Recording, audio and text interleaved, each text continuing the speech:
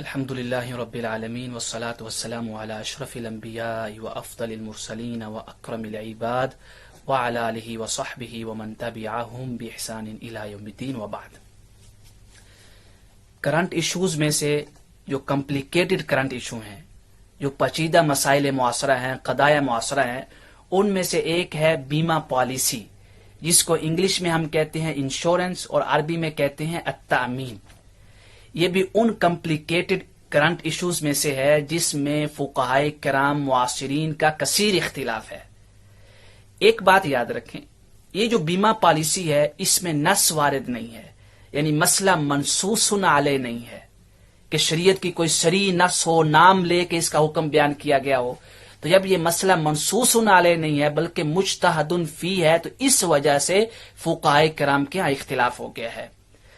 تو لہذا جو بھی دوسرے کے مد مقابل اپنی رائے عکس دے یا اس کے مخالفت میں دے یا اختلاف کرے اس کے ساتھ، تو دونوں ایک دوسرے کو گالی گلوچ نہیں کریں گے، سب و شتم نہیں کریں گے، جو کہ قاعدہ معروف ہے فقہائے کرام کے مجتہد فی میں جو مسائل ہیں.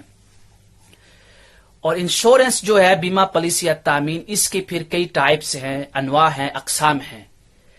ایک تو کروانے کے اعتبار سے، اور ایک جس پہ کروائی جاتی ہے اس کے اعتبار سے. کروانے کے اعتبار سے اس کی 3 قسمیں ہیں، مین ٹائپس جو ہیں. ایک کو کہتے ہیں التأمین التبادلی.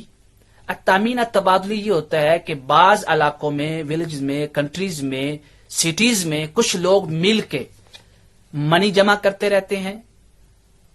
ان کا مقصد یہ ہوتا ہے، ان کا عام یہ ہوتا ہے کہ جب بھی کسی کو کوئی حادثہ پیش آئے گا تو ہم اس کو یہ رقم ریٹرن کریں گے، اس کی ہیلپ کے طور پہ اس کے ساتھ ہیلپ کریں گے، مساعدہ کریں گے، مدد کریں گے. اس کو کہتے ہیں تأمین التبادلی. یہ جائز ہے بالاتفاق. دوسری جو ٹائپ ہے قسم ہے التأمین الاجتماعی. التأمین الاجتماعی یہ وہ اس انشورنس کو کہتے ہیں، بیمہ پالیسی کو کہتے ہیں، جو ملک اپنے باشندوں کو، اپنے اندر رہنے والے جو سکان ہیں، جو لوگ ہوتے ہیں اس ملک کے، ان کو دیتا ہے جو خطرہ پیش آ جائے اس کی تلافی کے لیے. جیسے ہمارے پاکستان میں بھی اکثر ہوتا ہے کہ حکومت پے کرتی ہے کسی حادثے کے وقت لوگوں کو 5 لاکھ 2 لاکھ، جو حسب استطاعت حکومت کی ہو وہ اس کی تلافی کرتی ہے. تو اس کو کہتے ہیں التأمین الاجتماعی، یعنی انشورنس جو ہوتی ہے کنٹری کی طرف سے. یہ بھی بالاتفاق جائز ہے کیونکہ یہ ایک مساعدہ ہے، ہیلپ ہے، مدد ہے. حاکم وقت رعایا کی مصلحت کے لیے پیسہ خرچ کر سکتا ہے. تمام فقہا کا اتفاق ہے. رہی جو تیسری ٹائپ ہے اس کو کہتے ہیں التأمین التجاری، یعنی ٹریڈیشنل جو انشورنس ہے، یہ جو ہم بینک میں کراتے ہیں یا لائف انشورنس کے ساتھ جو ہماری بیمہ پالیسی ہوتی ہے. یہ وہ کمپلیکیٹڈ مسئلہ ہے جس میں معاصر جو فقہائے کرام ہیں ان کے ہاں اختلاف ہے، جس کا حکم ہم بعد میں بیان کرتے ہیں. پھر جن کے اوپر انشورنس کروائی جاتی ہے اس کی بھی کئی قسمیں ہیں. ایک آپ اپنی لائف کی انشورنس کرواتے ہیں، ایک آپ اپنی گاڑی کی انشورنس کرواتے ہیں، ایک آپ کہیں ورک کرنے جاتے ہیں یا ویزے کے لیے اپلائی کرتے ہیں تو وہ کنٹریوں کی ڈیمانڈ ہوتی ہے، ریکوائرمنٹ ہوتی ہے کہ آپ انشورنس کا فارم سبمٹ کروائیں ساتھ. تو یہ جس پہ انشورنس کروائی جاتی ہے اس کے اعتبار سے قسمیں ہیں. یہ بات بھی اپنے ذہن میں کلیئر کر لیں، تمام فقہائے معاصرین جو ہیں ان کا اتفاق ہے کہ اگر قانون ہے، آپ کے پاس اختیار نہیں ہے بلکہ آپ مجبور ہیں انشورنس کروانے میں. جیسے آپ ویزے کے لیے اپلائی کرتے ہیں تو سم کنٹریز، آئی تھنک کہ اب تو سب کنٹریز جو ہیں وہ آپ سے ڈیمانڈ کرتی ہیں انشورنس فارم کی کہ وہ بھی ساتھ سبمٹ کروائیں. اور بعض جو بڑی کمپنیز ہیں وہ بھی آپ سے ڈیمانڈ کرتی ہیں انشورنس فارم کی. اسی طرح گاڑی جب آپ خریدتے ہیں تو جب لائسنس بنوانے کے لیے جاتے ہیں تو لائسنس والا جو ہمارا ڈپارٹمنٹ ہوتا ہے حکومت کا، وہ بھی ڈیمانڈ کرتا ہے کہ آپ انشورنس جو ہے وہ فارم ساتھ جمع کروائیں. یہ جو قانوناً انشورنس کروانا ضروری ہوتی ہے اس میں آپ مجبور ہیں، تو تمام فقہا کے ہاں بالاتفاق وہ انشورنس کروانا جائز ہے کیونکہ ضرورت ہے. تو قاعدہ فقہیہ ہے جو قرآن کی سائے سے انما حرم علیکم المیتۃ والدم ولحم الخنزیر، اس سے نکالا گیا ہے کہ الضرورات تبیح المحظورات، کہ ضرورت جو ہے بعض اوقات حرام کردہ چیزوں کو حلال کر دیتی ہے ضرورت کے تحت.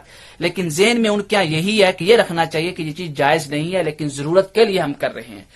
اور ان کا یہ بھی ہے کہ جب آپ نے ضرورت کے تحت وہ انشورنس کروائی ہے تو آپ اس کے فوائد، بینیفٹس، جو پرافٹس وغیرہ ہیں وہ بھی آپ یوز کر سکتے ہیں، اس کو لے سکتے ہیں، کوئی حرج نہیں ہے.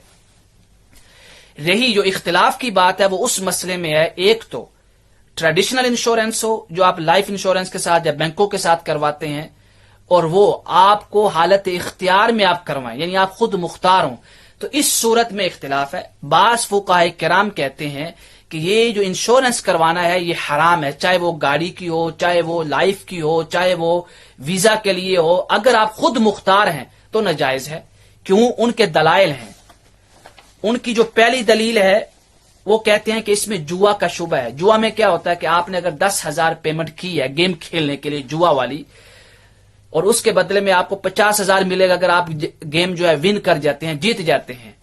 लेकिन जुआ ये है कि अगर आप हार गए तो आपको वो 10,000 भी नहीं मिलेगा, और विन की हुई जो रकम रखी गई थी वो तो मिलेगी ही नहीं, क्योंकि आपने विन किया ही नहीं, आप जीते ही नहीं। और अगर आप जीत गए तो आपको 10,000 से ज्यादा रकम मिल रही है, तो लिहाजा जुआ है। और इंश्योरेंस में भी ऐसे ही होता है, तो लिहाजा ये नाजायज है। और दूसरी दलील उनकी यह है कि ये सूद है। सूद में क्या होता है कि आपने किसी को 10,000 दिए, अगर आप 10,000 के बदले 20,000 लेते हैं तो सूद है। इंश्योरेंस में भी आप रकम 50,000 अदा कर रहे हैं बैंक को या लाइफ इंश्योरेंस को, आपके रकम उनके पास 50,000 है जो आपने पेमेंट की है, लेकिन वो आपको हादसे के वक्त 50,000 से भी जायद रकम देते हैं, तो लिहाजा जायद रकम लेना सूद है। इसमें फिर वो तीसरी दलील ये देते हैं, तो यहां पे मज़कूर है गरर। गरर कहते हैं कि जिसकी इंतहा मालूम ना हो, जिसके सारे जो दवाबित हैं वो मालूम ना हो। जैसे मसलन इसमें ये होता है इंश्योरेंस में कि आपने अपनी जिंदगी में कितनी इंस्टॉलमेंट करनी है, कोई किसी को मालूम नहीं कि कब आपका विसाल हो जाए। और इंश्योरेंस जो कंपनीज है उनको भी मालूम नहीं कि कब आपके साथ हादसा पेश आ जाए और उनको पेमेंट करनी पड़े, तो इसको कहते हैं अरबी में गरर। और आका करीम अलैहिस्सलातु वस्सलाम ने मना फरमाया है, नहन नबीयु अनिल गररी, जो हदीस मुबारक मारूफ है और कायदा फिक़हिया मारूफ है और तमाम फुक़हा का इत्तिफाक है इस कायदे पे। ये थी पहली राय और उनके दलाइल। दूसरी राय ये है कि इंश्योरेंस जो पॉलिसी है, तमाम जितनी भी अनवा है इंश्योरेंस की, वो सारी की सारी जायज हैं, कुछ शुरूत के साथ। उनकी शुरूत हम बाद में जिक्र करते हैं। और यही दारुल इफ्ता मिस्रिया, जिसको आवाम की जुबान में कहते हैं अजहर शरीफ का फतवा, ये अजहर शरीफ का दारुल इफ्ता, उनका भी यही फतवा है कि इंश्योरेंस की तमाम जो अनवा हैं, टाइप्स हैं, वो सारी की सारी जायज हैं, लेकिन शुरूत के साथ। हम आखिर में उनकी शुरूत जिक्र करते हैं। दारुल इफ्ता मिस्रिया ने उन लोगों का रद्द किया है जो कहते हैं हराम है, यानी जवाब दिया है। उन्होंने एक दलील दी कि गरर है, धोखा है, इसमें पता नहीं है कि वो कितनी इंस्टॉलमेंट करेगा और कंपनी को मालूम नहीं कि वो कब उसको पेमेंट करनी पड़ जाए। तो दारुल इफ्ता मिस्रिया ने इसका ये जवाब दिया। ये फतवा मेरे पास भी है, आप गूगल पे सर्च करके यूं लिखें अत्तामीन, आगे लिखें दारुल इफ्ता मिस्रिया, तो वहां पे सारी डिटेल आ जाएगी, आप खुद वहां पे उसकी एक्सप्लेनेशन पढ़ सकते हैं। तो दारुल इफ्ता मिस्रिया ने जवाब दिया कि जो गरर है वो ममनू है अक़द मुआवदा में, यानी जिसमें इवज के तहत लेन देन होता है, उक़ूद तबर्रुआत में नहीं, जिसमें कोई शख्स अपनी खुशी से किसी को कुछ दे, उसमें गरर ममनू नहीं है। और जो इंश्योरेंस है ये उक़ूद तबर्रुआत में से है, अक़द मुआवदा में से नहीं है, लिहाजा गरर की बुनियाद पे इंश्योरेंस को नाजायज नहीं कहा जाएगा। फिर उन्होंने यह कायदा फ़िक़हिया नकल किया इमाम किराफी से और आगे हवाला दिया हाशिया इब्न आबिदीन का और दीगर कुतुब फ़िक़हिया का। दूसरी दलील जो दी नाजायज कहने वालों ने वो जुआ की। दारुल इफ्ता मिस्रिया ने जवाब दिया कि जुआ नहीं है। जुआ क्यों? कि वहां मालूम नहीं होता किसी को। यहां पे जो तामीन है, बीमा पॉलिसी है, इंश्योरेंस है, इसमें सारे मामला तय होते हैं और इसमें यह भी नहीं है कि आपकी जो रकम पे करदा है वो जाया हो जाए, बल्कि आपको वापस मिलती है बाज सूरतों के अलावा। तीसरी जो दलील है वो सूद उन्होंने दी कि नाजायज है। दारुल इफ्ता मिस्रिया ने इसका जवाब दिया कि सूद की बुनियाद पे भी आप नाजायज नहीं कह सकते, क्योंकि इंश्योरेंस में सूद नहीं है। सूद पे तो सबका इत्तिफाक है कि हराम है, लेकिन इख्तिलाफ है कि सूद मुतहक्कक कैसे हो, सूद कैसे पाया जाए, इसमें इख्तिलाफ है। तो लिहाजा जो जायज कहते हैं बीमा पॉलिसी को, उनके यहां जो बीमा पॉलिसी है, इंश्योरेंस है, उसमें सूद नहीं पाया जाता। दारुल इफ्ता मिस्रिया ने इसका यह जवाब दिया कि इसमें सूद इस वजह से नहीं है कि अक़द तामीन जो है, इंश्योरेंस जो है, उसमें जो ज्यादा रकम दी जाती है वो अजल मुद्दत के मुकाबले में नहीं, बल्कि एक खतरे के मुकाबले में, खतर यानी एक्सीडेंट, हादसे के मुकाबले में दी जाती है, हेल्प के तौर पे। तो ये तबर्रो है और तबर्रो में ज्यादा रकम देना जायज है, सूद नहीं है। سود یہ ہوتا ہے کہ اگر آپ نے کسی کو 10,000 پے کیا تو آپ کہتے ہیں کہ اگر اتنی مدت کے بعد دو گے تو 20,000 دو گے، یا شروع میں ہی آپ فکس کر لیتے ہیں. تو وہاں پہ جو آپ رقم زیادہ لے رہے ہیں وہ کسی حادثے کے تحت نہیں بلکہ مدت کے تحت لے رہے ہیں کہ آپ نے ان کو ادار دیا ہے، ادار کے تحت لے رہے ہیں. اور بیمہ پالیسی میں ادار کے تحت نہیں بلکہ حادثے کے تحت آپ کو بطور ہیلپ آپ کو جو ہے زیادہ رقم دی جاتی ہے. تو یہ مساعدہ ہے، یہ ہیلپ ہے، تو لہٰذا یہ تبرع ہے، ہیبہ ہے، جائز ہے، سود نہیں ہے. اور آخر میں ان کی جو شروط کا خلاصہ ہے وہ یہ ہے کہ جائز ہے ساری انواع، لیکن شرط یہ ہے کہ کسی بھی صورت میں اس نے جو انسٹالمنٹ کی ہے بیمہ پالیسی کروانے والے نے، وہ کسی بھی صورت میں اس کی انسٹالمنٹ ساقط نہ ہو. یعنی ہر حالت میں اس کی ادا کردہ جو انسٹالمنٹ ہے وہ اس کو واپس کی جائے جب بھی وہ مطالبہ کرے. اور اگر کیونکہ یہ بعض اوقات کمپنیوں کے ہاں ایک ڈیٹ ہوتی ہے کہ اگر آپ اس ڈیٹ تک ڈاکومنٹ سبمٹ کروا دیں بیمہ پالیسی کے انشورنس کے حادثے کے بعد کو آپ کو وہ رقم ملے گی، اگر آپ لیٹ ہو جاتے ہیں تو نہیں. تو دارالفتاء مصریہ نے کہا ہے کہ کسی بھی صورت میں اگر وہ لیٹ بھی ہو جائیں تب بھی وہ کمپنی، ادارہ، بینک ان کو انسٹالمنٹ جو انہوں نے کی ہے جو انشورنس ہے آپ کی وہ ان کو پے کریں. لیٹ ہونے کی صورت میں بھی وہ ساقط نہیں ہوگی، یعنی ختم نہیں ہوگی.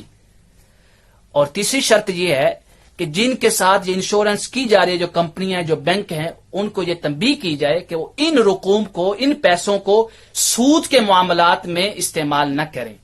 تو لہذا خلاصہ کلام کیا ہوا کہ دارالفتاء مصریہ کے ہاں بیمہ پالیسی انشورنس جائز ہے اس کی تمام انواع کے ساتھ، چاہے وہ آپ حالت اختیار میں کروائیں چاہے آپ مجبوری میں کروائیں. یہ صرف دارالفتاء مصریہ کی رائے نہیں ہے، اور بھی کثیر فقہاء کرام کی رائے ہے، اور بعض فقہاء معاصرین کہتے ہیں کہ ناجائز ہے، اور ان کے دلائل کا جواب دارالفتاء مصریہ نے دیا ہے جن کا فتویٰ آپ گوگل پہ جا کے ملاحظہ کر سکتے ہیں.